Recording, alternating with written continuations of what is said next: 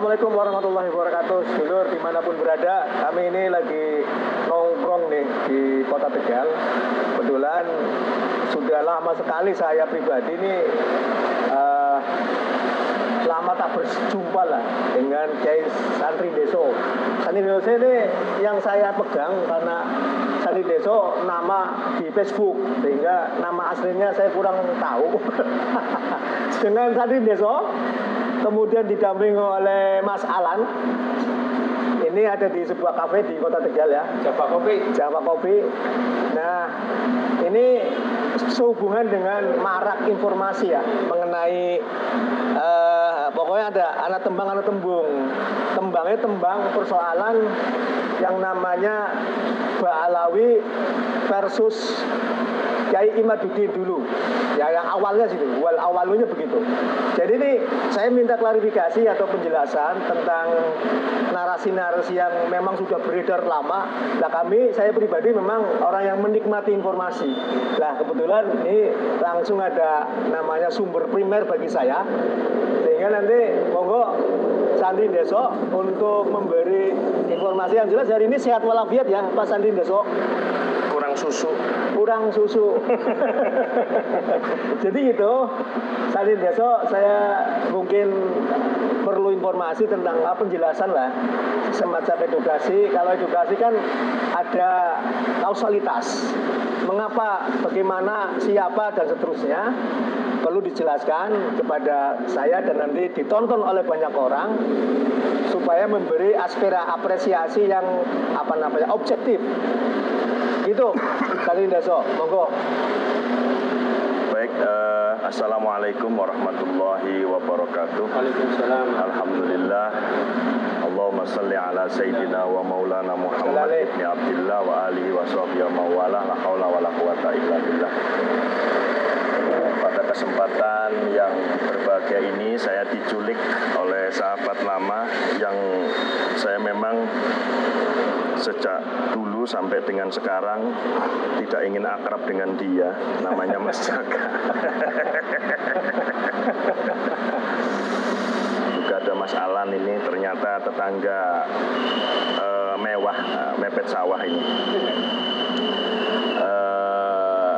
Terkait polemik nasab ya, atau isu nasab, itu saya sendiri itu dapat informasi pertama dari kiriman seseorang WA liwatnya Messenger, berarti Facebook. Iya. Kemudian ketika saya buka, ternyata isinya menginformasikan link YouTube. Oh. Aku buka, ternyata ada informasi sosok laki-laki yang cukup ganteng, tapi jujur lebih ganteng saya ketimbang yang di YouTube, dan kemudian saya kenal namanya Kiai Haji Imaduddin Utsman. Tetap saya akan mengatakan lebih ganteng saya. Itulah jiwa laki-laki. Ini perlu diklarifikasi nanti. Fitnah. Ya. Apakah ini nyata apa enggak? Terus itu kisarannya kalau nggak salah YouTube itu tuangannya atau saya melihatnya itu di tahun 2022. 2 tahun yang lalu ya? Ya, di tanggal 20 Juli. Saya simak videonya, kemudian saya tracking sendiri, saya cari, saya googling sendiri, saya cari informasi-informasi, ada lebih 7 atau 8 deh, karena waktu itu belum cukup viral, jadi agak kesulitan untuk mencari sosok Kiai Imad yang menjelaskan perspektif nasab Ba'alawi. Yang ada sebagian adalah informasi Kiai Imad sebagai pengurus FPI waktu itu, karena memang faktanya pernah jadi pengurus FPI Kiai Imad itu. Iya, pernah jadi. Kita kan orangnya fair apa adanya kan, nggak mau tutup-tutup. Akhirnya kemudian karena yang menginformasikan lewat message Facebook itu ingin saya fokus mendalami apa yang disampaikan Kiai Imad terkait perspektif nasab Ba'alawi atau Habib, saya pelajari detail, kemudian saya tulis satu-satu sumbernya, kitabnya apa, abad berapa, pengarangnya siapa. Oke, clear, fix. Sip, aku bilang. Saya tulis itu aku mencari tahu Kiai Imad ini siapa. Kok berani? Ya. Tentu bukan orang kaleng-kaleng. Ya. Atau bisa jadi ini sebenarnya orang RA sendiri. Dari sekian banyak berkecamuk di pikiran, akhirnya yang waktu itu saya masih di kepengurusan Ansor Pusat, itu saya kemudian mencoba menjalin komunikasi dengan teman lama yang pengurus Ansor Banten, namanya Gus Hamdan Suhaimi. Ya. Saya teleponan sama beliau menanyakan, Gus, kenal nggak dengan Kiai Imad? Ya kenal. Coba kasih tahu ke saya siapa Kiai Imad. Dari sisi mana Kiai katanya? Enggak. Beliau itu pernah nyantri. Oh pernah. Beberapa pondok pesantren dan Kiai yang pernah menjadi guru beliau adalah ini. Itu saya hitung sekitar lebih dari 15 tempat di mana Kiai Imad menempa ilmu. Kemudian saya nanya juga secara jalur akademisi sampai mana? S2 Kiai, oke saya catat S2. Lalu aktivitas beliau saat ini sebagai apa? Pemangku pondok pesantren. Namanya apa? Nahdlatul Ulum. Nahdlatul Ulum. Santrinya berapa? Kisaran 800 sekian. Putra putri, SMP MTS, SMA Aliyah. Oke. Lalu saya nanya lagi sama Gus Hamdan, ada kedekatan panjenengan dengan Kiai Imad ada dari perspektif apa? Karena kalau nggak salah ya, kakeknya Gus Hamdan atau bapaknya saya lupa, itu adalah guru dari Kiai Imad, gitu loh. Ya. Artinya benar-benar kenal dekat Gus Hamdan itu. Nah, kemudian apakah cukup informasi ini? Tidak. Santri oke. Sekarang jadi kiai punya pesantren cukup besar di usia jelang 50 karena Kiai Imad itu kelahiran 76. Sementara saya 74. Jadi tua saya daripada Kiai Imad. Tapi tetap ganteng saya. Nasibnya gimana? Oh, kalau urusan nasib itu tergantung siapa yang mengukur. Sebagaimana cantik mana dia dengan siapa. Oh, cantik relatif. Kalau terkenal Kiai Imad lah. Kalau Saripuddin sih apalah. Nah ini yang penting saya tanyakan kepada Gus Hamdan. Oke Gus, Kiai oke, santri oke. Pertanyaan saya kepada penjelasan apa Kiai? Ada berapa buku atau kitab yang pernah dikarang? Kemudian Gus Hamdan di samping menjawab lewat suara karena kita teleponan juga memberikan data. Ini nama-nama buku dan ini nama-nama kitab yang sudah dikarang oleh Kiai Imaduddin. Kitab itu berarti bahasanya Arab, buku berarti bahasanya Indonesia. Artinya cukup sudah untuk saya. Kemudian saya yakin bahwa karya ilmiah, tesis ilmiahnya itu sahih secara keilmuan. Ya. Berlanjut sampai kemudian ada terjadi acara pertemuan di Benda Kerep, Jalur Wali Songo mengumpulkan data manuskrip tentang sejarah Wali Anu, Syekh Anu, nyambungnya kemana manuskrip dari Bali ada, dari Banyuwangi ada, dari Madura, dari Jogja, Solo, dari Banten, dari Cirebon sendiri termasuk semua. Oke, saya mengikutin. Kemudian yang acara Hall Agung Wali Songo di Masjid Istiqlal, saya juga mengikutin sampai ke debat Banten tanggal 25, 26, 27 Agustus tahun 2023. Artinya bahwa ini tesis perlu kita publish. Ya. Ini karya ilmiah perlu kita sampaikan dari telinga ke telinga, door to door. Karena ini karya apik, tesis menarik yang perlu kita dorong untuk untuk apa?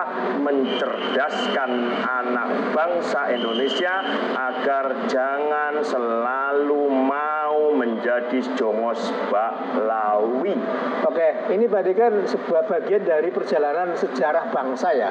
Jadi kita juga disajikan informasi sejarah bagaimana perjalanan keberadaan lah ya orang-orang yang Habib-Habib itu, komunitas Habib katakanlah. Nah kemudian tiba-tiba di tahun 2023-2024 ini muncul karya ilmiah yang tadi ceritakan. Nah secara ilmiah tadi jelas dong, kalau hadis kan riwayat ini menurut si A, si B, si C, kemudian Derajatnya nasabnya apa? derajatnya. Nah ini kan secara ilmiah sudah terbukti bahwa ini tidak sembarangan karya, tapi benar-benar ilmiah. Tesis berarti S3 apa S2 ya? S2. Nah itu sudah ya. Nah sekarang isinya Chandri Deso. Nah isi atau yang harus kita ketahui bahwa dan perlu kita dukung bahwa karya ilmi itu memang mutawatir atau harus bahwa anak bangsa harus mengetahui karena ini kebenaran yang harus disampaikan.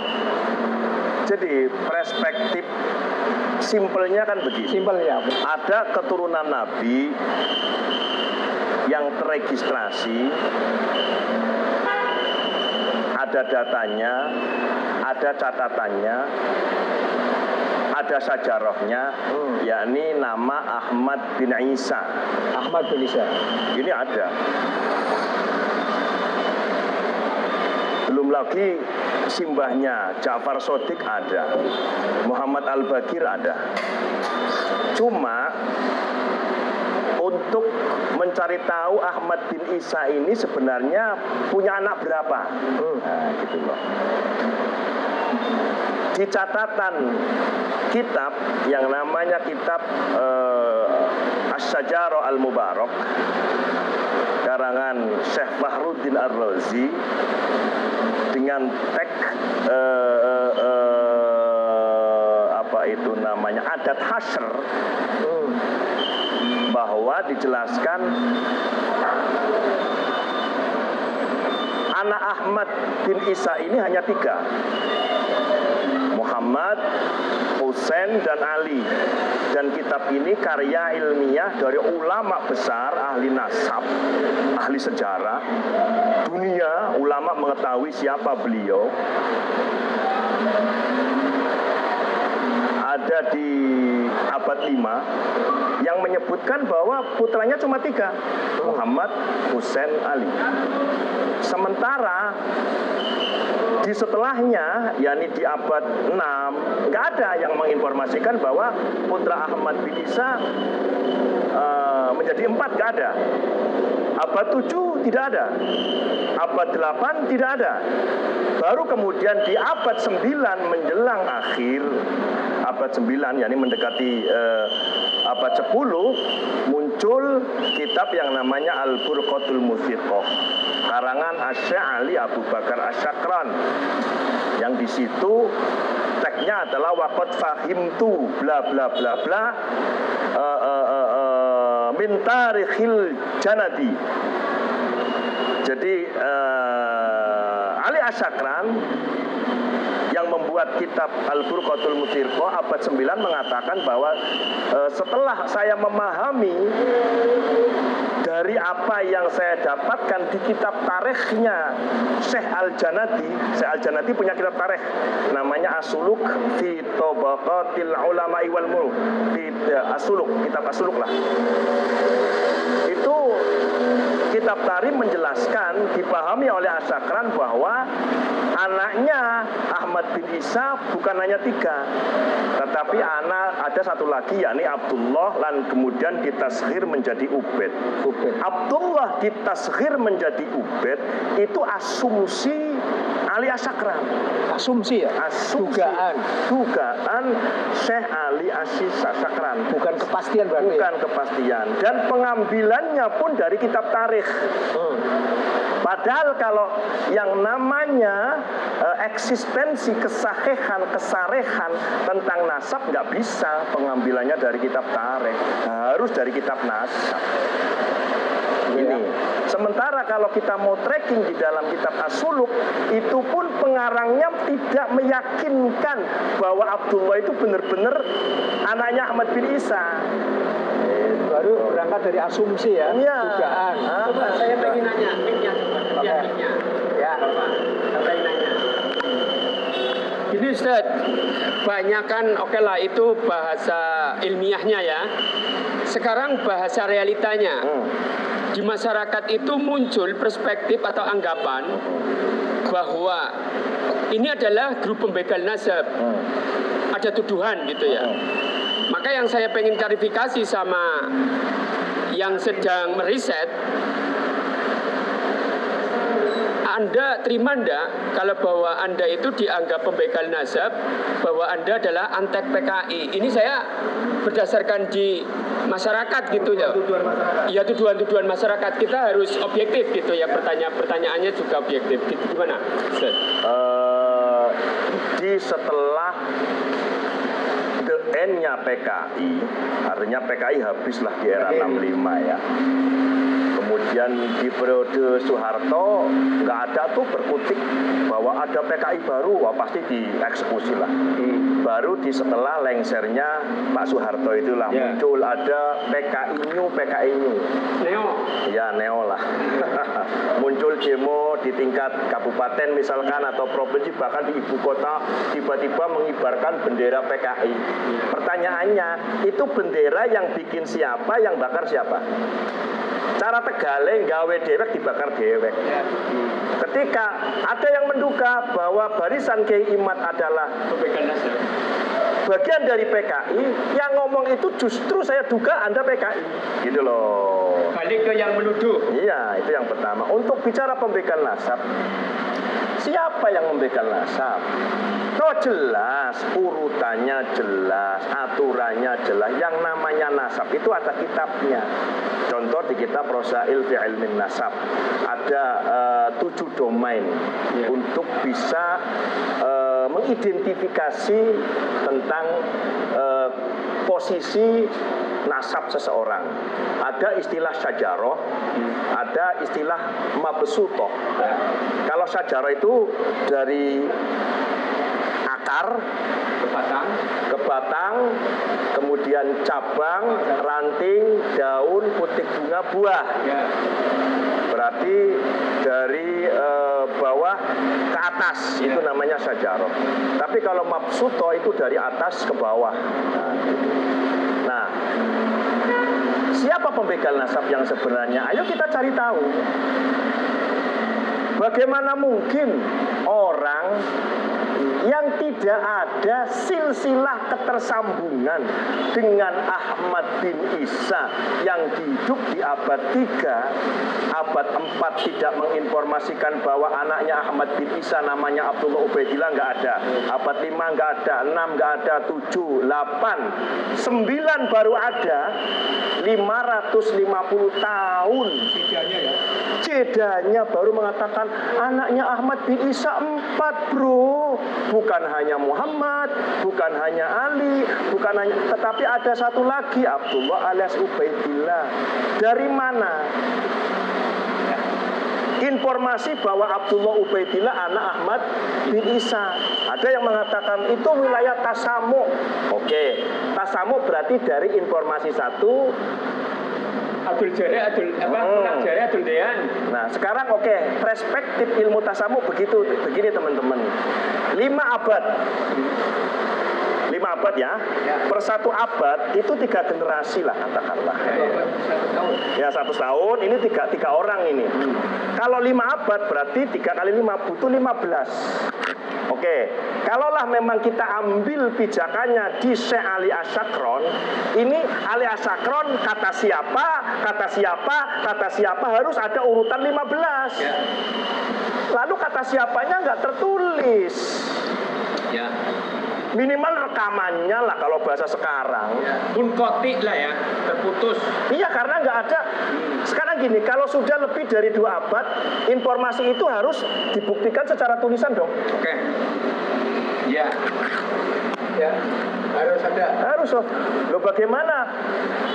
Contoh ya, bagaimana sosok salah satu imam madhab kita, Imam Syafi'i radhiyallahu anhu, ketika mengidentifikasi suatu hadis, maka beliau itu rela keluar rumah mencari tahu ini hadis sumber ini dari mana, sampai mencari orang yang paling tua hidup di saat itu yang mengetahui ini hadisnya Saksi kamu hidup, dapatkan dari mana. Saksi hidup.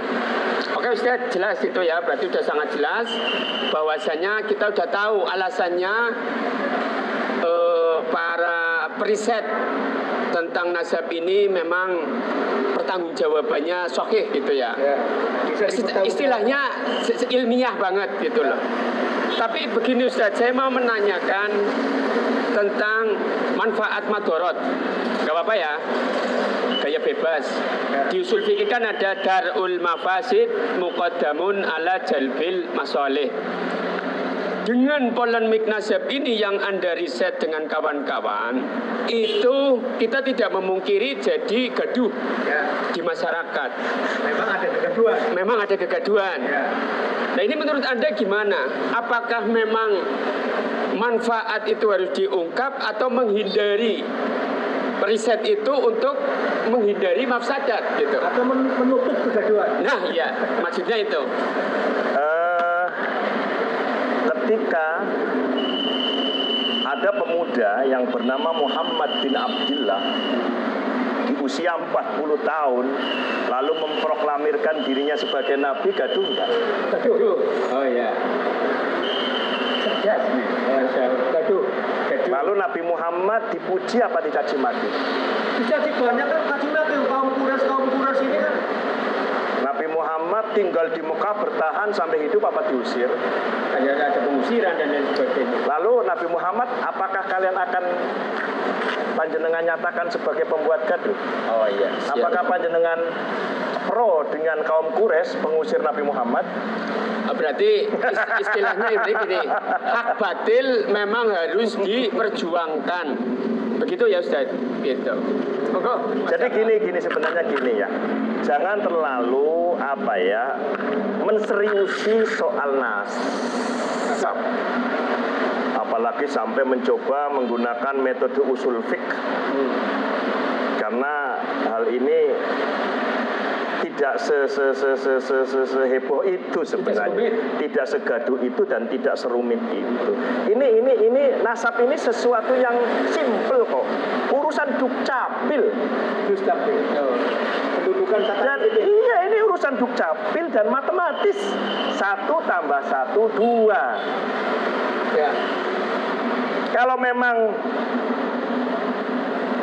Kang Jaka ngakunya anaknya Pak Ridwan, Pak Ridwan anaknya Pak Ali, Ali anaknya Pak Karim, Karim anaknya Imron, Imron anaknya ini, ya buktikan saja silsilahnya ke saya. 1. Ya. Kalaulah hanya merujuk kepada orang yang tidak terkenal, misalkan tiba-tiba Pak Jaka ngomong saya adalah keturunan Sangkuriang, nggak masalah Pak.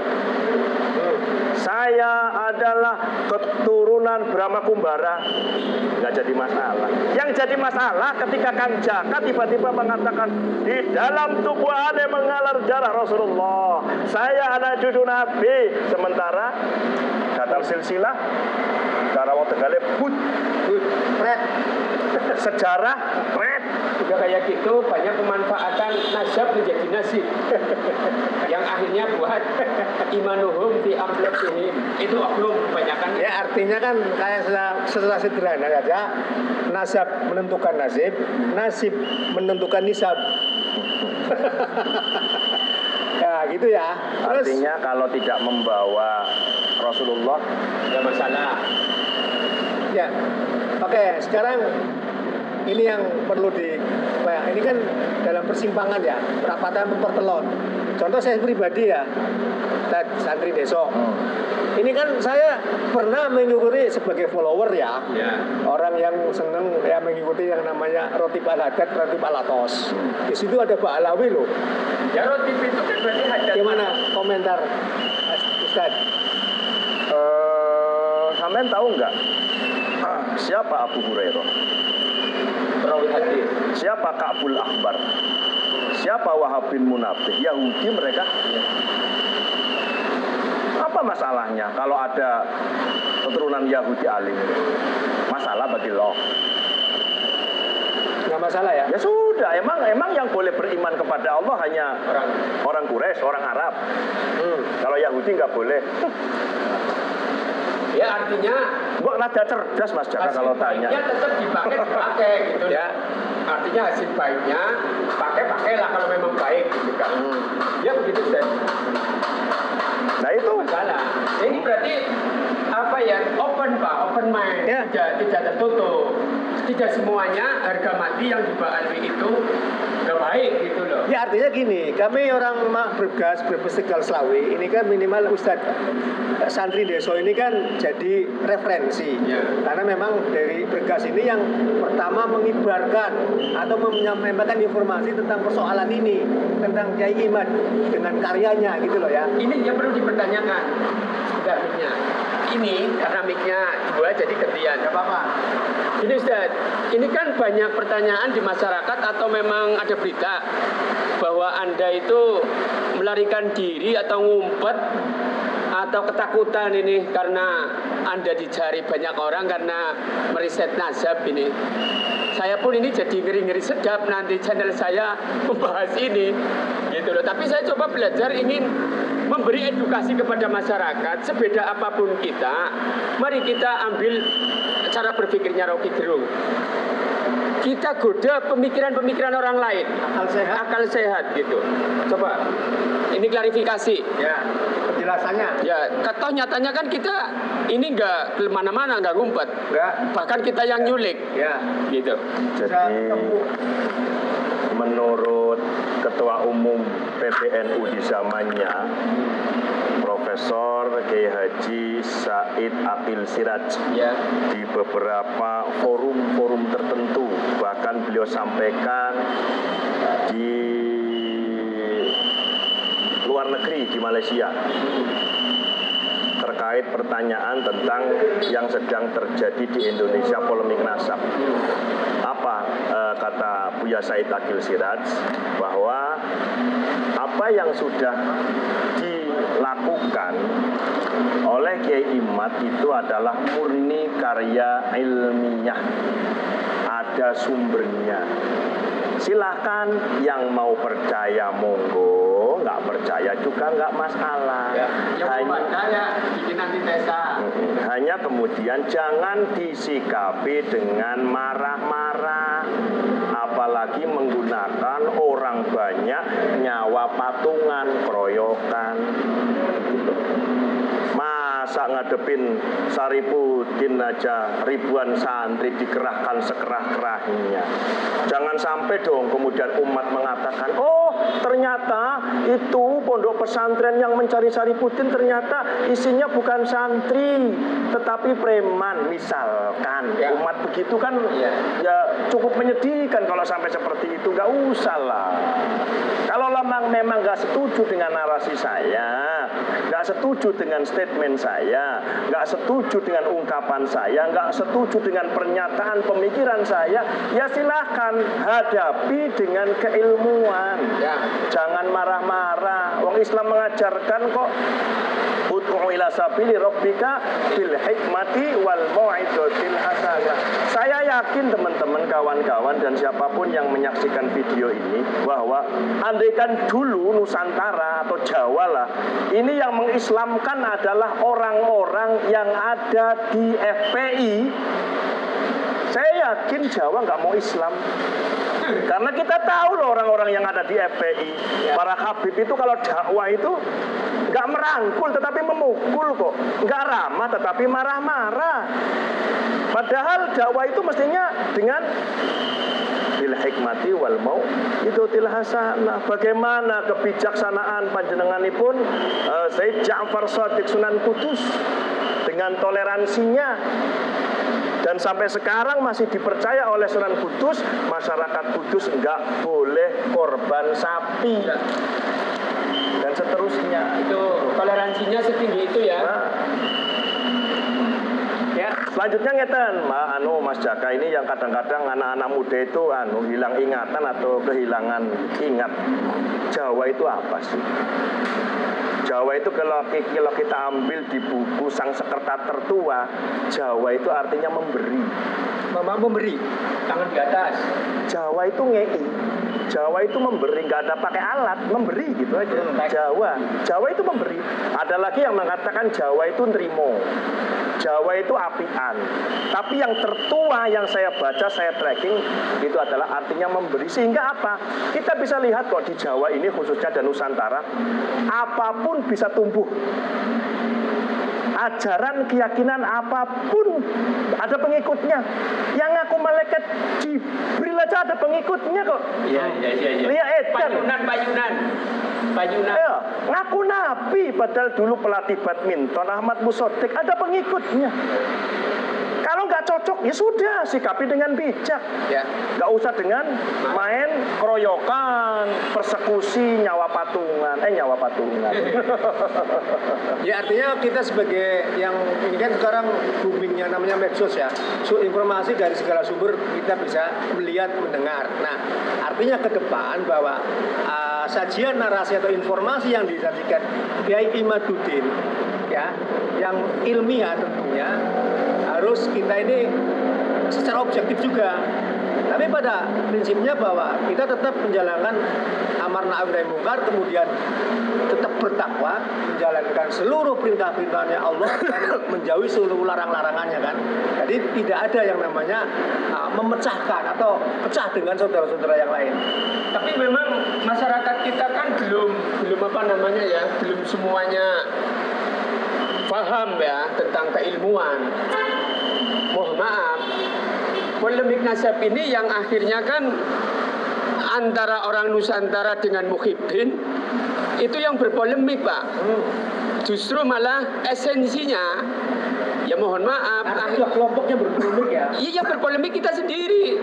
Yang menikmati banyak kelompok. Jadi mohon maaf nih tentang riset tentang Habibah Alwi itu sendiri. Habibah Alwinya itu mohon maaf diuntungkan oleh Muhyiddin. Jadi kalau Ustadz Syarif ini dan kawan-kawan Kiai Imad dan sebagainya itu meriset, kan lawannya Muhyiddin, bukan lawannya Habib langsung gitu loh. Ya. Paham ya? Ya paham. Nah itu saya yang miris di masyarakat itu, makanya saya bertanya tadi itu. Makanya kan ini perlu perspektif, pelurusan. Nah makanya coba Ustadz begini tadi dijelaskan oleh Ustadz Sandri Deso ini. Iya ya, gitu loh. Mana Ustadz? Jangan ya. Itu yang bertanya itu sih. Terlalu menjadi NU atau merasa paling NU sehingga menjadi sensi dan baper. Akuan ya. Indonesia ini sebagaimana saya tadi bilang itu adalah daerah yang majmuk, yang bisa menghimpun semua keyakinan, pemahaman. Bukan hanya satu agama, tetapi di dalam satu agama pun ada berbagai macam furuk sekte atau keyakinan. Katakanlah di Indonesia ini, di dalam Islam, organisasinya itu lebih dari 20, Pak. Lebih dari 20. Nah, dari sekian organisasi, kalau boleh saya sebut, ada Muhammadiyah. Mas Islam lah ya? Iya, maksudnya itu. Ya, okay. Ada LDII dan lain sebagainya.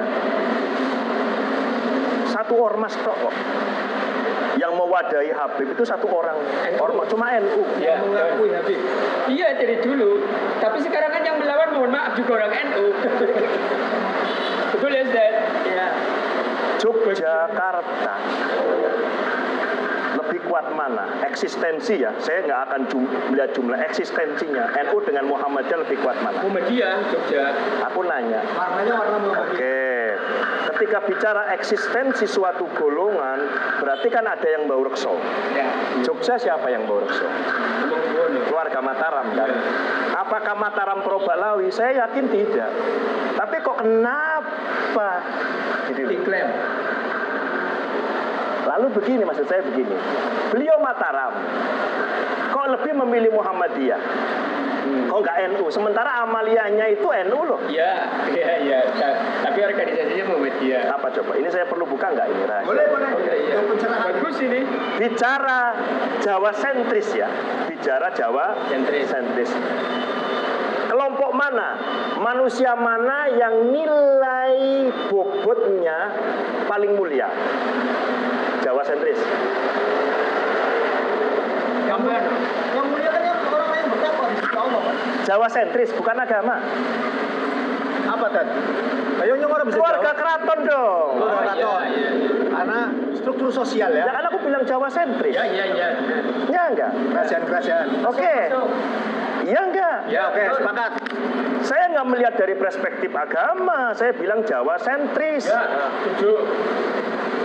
Kita harus mengakui bahwa nilai kemuliaan itu ada di keluarga keraton, Bapak, atau yang berhubungan dengan keraton. Kalau kita tarik ke belakang berarti daripada keluarga Sultan Amangkurat I Agung. Kita tarik lagi ke Sultan Agung, kita tarik lagi ke Raden Patan Demak dan seterusnya.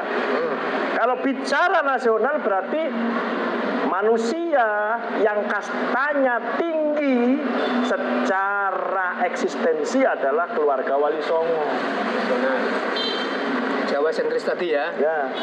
Pertanyaannya, secara naluri kok tiba-tiba digantikan dengan posisi keluarga yang bukan orang asli Jawa, bukan asli Indonesia. Tersinggung nggak para Raden? Tentu menggelitik. Oke, biar lebih agak simpel, pengajian besar di lapangan, acaranya berbes bersolawat, mengundang Kiai Anu, yang sebagai dalam tanda kutip pengaman karena acaranya acara solawat, biasanya kan ansor banser. Ya. Ada kiai itu Pak, liwat, gitu, keplek, sing biasa mulang pas solatan. Banser buru, oh Pak Kiai Imam, mangga. Lewat lagi sret. Pak Kiai Husain, monggo. Tapi begitu ada Habib yang pakai Jubah. ombrong-ombrong, udung-udung saban pespa, Habib. Ada perasaan nggak para kiai? Ditambah lagi narasi yang mengatakan berguru sama Habib satu yang bodoh masih lebih mulia, lebih utama daripada berguru kepada 70 kiai.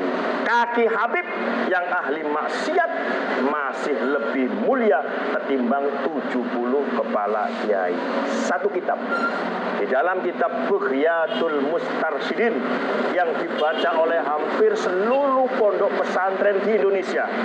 Pondok NU loh, ngaji kitab Bughyatul Mustarsyidin. Itu ada teks begini Pak. Anna ahlal baiti afdolun nas. Sesungguhnya ahlul bait lebih utama daripada semua manusia. Oke lah, karena ahlul bait isinya ahlul kisah. Nabi Muhammad, Sayyidah Fatimah, Imam Ali, Hasan, Husain. 5 orang ini lebih mulia daripada manusia. Setuju? Kalimat itu benar. Nah, teks selanjutnya, wa ala Abi Alawi afdolu ahlil bait. Baklawi lebih mulia daripada ahlul bait. Ini teks sombong ini, teks kurang ajar ini. Karena ada ilatnya, littiba'ihim sunnah walimashtahara anhum minal ilmi wal ibadah wa akhlaqil karimah wal karam wat tuqa bil ittifaq. Bahkan perspektif tarekah di kitab itu barisan selanjutnya waqala Al-Habib Abdullah Al-Haddad ma ahsana fi hadzal zaman min tariqati Abi Alawi. Berarti tarekat Tijani, Syadziliyah, Khalidiyah, Qadariyah, Naqsyabandiyah, Syatoriyah lewat. Yang lebih baik adalah tarekat Baklawi. Gitu kok kiai-kiai meneng. Makanya aku bilang mengatakan kepada siapapun, kok kiai, kok syekh, siapapun deh, siapapun, saya nggak mau nyentuh merek siapapun, kok masih mau menjadi muhibbin garis miring meyakini Habib keturunan Nabi, itu sama saja mengikuti jejak orang-orang sombong. Ya. Dan yang kedua, sealim apapun orang itu, kok mau masih jadi muhibbin, mendadak jadi tolol kan? Contohnya UAS. UAS itu Al-Azhar loh katanya kan. Ya. Alim ya. Alim ya. Tapi main ditolol gara-gara jadi mukibin. Apa pernyataan tololnya? Tarim itu adalah kampung suci di mana dulu ada banyak sekali tapak kaki orang-orang mulia sehingga Tarim tidak diaspal. Faktanya diaspal berarti kan tolol itu. Oke, Ted. Mungkin bagian nanti closing statement. Artinya begini, kami sebagai orang-orang yang Awam. bukan intinya haus informasi ya. Ada nggak niat dari Kiai Imad dengan karyanya tadi untuk menjadi buku sehingga masyarakat mudah mengakses, membaca dan nanti meyakini? Sangat banyak bukunya udah keluar. Udah. Sudah sangat banyak yang berbentuk buku yang diperjualbelikan ataupun yang berbentuk PDF Word banyak. Itu makanya Kiai Said Agil itu mengatakan kalau tidak setuju dengan pernyataan tesisnya Kiai Imad. Ya, artinya kan saat ini di rumah sudah ada stok belum? Ada ya. stok. Jadi nanti warga boleh meminta atau membeli gitu ya. Tak kasih aja gratisan ya. Oke, saya pikir sementara itu mudah-mudahan ini bagian satu, nanti ada bagian-bagian berikutnya. Ini pertemuan awal atau mukadimah ya. Jadi nanti Ustadz Satrin Deso nih ya untuk memberi, kalau saya sih dari host ya, bahwa yang kita cari adalah kebenaran, bukan pembenaran. Dan kebenaran itu bisa diterima oleh bukan orang bodoh dan bukan orang sombong. Bagaimana? Iya. Jadi ilmu itu berkembang. Ilmu itu berkembang, apalagi seiring sejalan teknologi yang sudah sangat luar biasa. Kita jangan menjadi manusia jumud, manusia yang setak. Gampang kok, dulu yang pernah nantang tes DNA siapa? Yang memulai, kan? Yang memulai dulu. Ya silakanlah, Habib tes DNA. Saya yakin haplonya G, dah itu aja. Sementara dari keluarga Wali Songo sebagian sudah tes DNA. Ada yang kemarin datang ke saya keluarga Mataram 30 J1, ya. JYM 260. Kenapa mesti takut? Ya. Ayo. Kalau saya Kang Jaka, Kang Alan, saya itu terdidik untuk menjadi manusia pemberani. Saya nggak pernah takut dengan yang namanya kematian. Ditunggu atau tidak, setelah hidup pasti mati. Nyawa saya hanya satu lembar. Saya punya prinsip, wani ya mati, kecing ya mati. Pemberani ya mati, penakut juga mati. Mbah buyut saya aja berani perang lawan Belanda kok. Menjadi kaki tangannya Pangeran Diponegoro dan dibedil oleh Belanda. Kenapa saya menjadi cucunya cemen, tidak mau saya dalam memperjuangkan hak keyakinan saya, kunci saya bukan di Kiai Imad sebenarnya. Bukan, Kiai Imad itu hanya wasilah sebagai pembuka pemikiran saya tentang seperti ini loh, ritme aturan tentang nasab. Kalau saya tetap sampai dengan hari ini berkeyakinan pada Quran surat Luqman, Anishkurli wali walidayka ilayyal masir. Jadi kita itu oleh Allah diperintahkan untuk bersyukur kepada leluhur sendiri.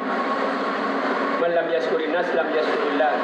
Kita diperintah untuk bersyukur kepada leluhur sendiri. Konteksnya apa? Kalau kita bukan keturunan Baklawi, duduk keluarga Kabib, kenapa kok kemudian lebih memuliakan Kabib dan leluhurnya, sementara memutus mata rantai dan menghinakan leluhur sendiri? Dosa itu. Ya, leluhur ini kan birrul walidain ya.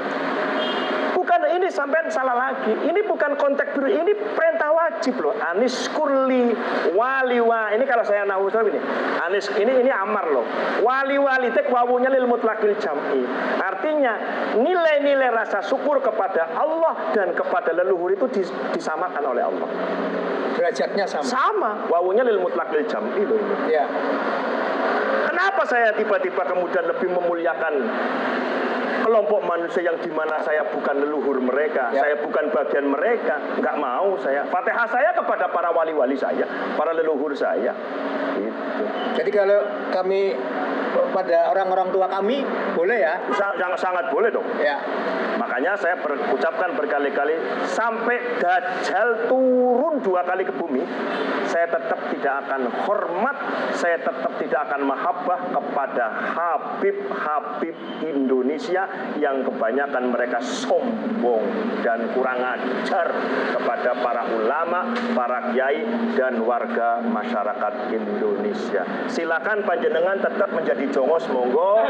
Silakan jadi mukibin, monggo. Tetapi nikmatilah kejongosan Anda, kemuhibinan Anda, dunia dan akhirat. Ketika Anda, oh saya ingin jadi muhibin aja, biar di sorga. Nanti sampean di sorga juga jadi jongosnya Habib, begitu. Oke, saya pikir itu ya masalahnya. Jadi ini mudah-mudahan memberi informasi dan pencerahan untuk kita semua. Dan ingat, Santri Desa juga ada stok tentang karya-karya Kiai Imad ya, yang mungkin bentuknya buku dan sebagainya ada semua. Nanti bisa hubungi Mas Alan dengan saya mungkin langsung ya. Nanti di channel ini ada informasinya yang bisa dihubungi siapa. Saya pikir itu.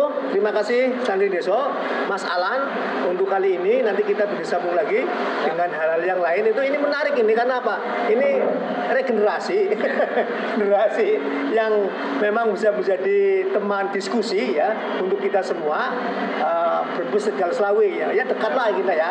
Yang berpetualang nih Santri Desa ini kemana-mana nampaknya begitu. Ayo ngobrol lagi kapan kita bicara bukan hanya pada perspektif nasab. Kalau nasab udah selesai kata Kisa, itu udah selesai. Kita ada PR-PR yang lebih banyak, terutama PR kemanusiaan. Ingat apa yang sudah disampaikan oleh Bapak Presiden Prabowo Subianto pasca ada penetapan atau apa pelantikan di gedung DPR MPR. Beliau dengan luar biasa mengatakan kita ini adalah bangsa yang merdeka. Oleh karena itu sebagai rakyat negara yang merdeka maka tidak boleh ada rasa takut dan seterusnya. Simak gitu. Jadi kita merdeka, jangan mau lagi menjadi jongos siapapun. Are you understand guys? Oke. Thank you very much. Terima kasih banyak kepada Santri Desa, Mas Alan. Dan kita akan ketemu lagi tentunya. Semoga kita tetap sehat, waras, bergas, barangnya akas. Ya, bisa seluruh beras, sehat walafiat, bermanfaat bagi umat. Bila taufik wa hidayah. Assalamualaikum warahmatullahi wabarakatuh. Waalaikumsalam.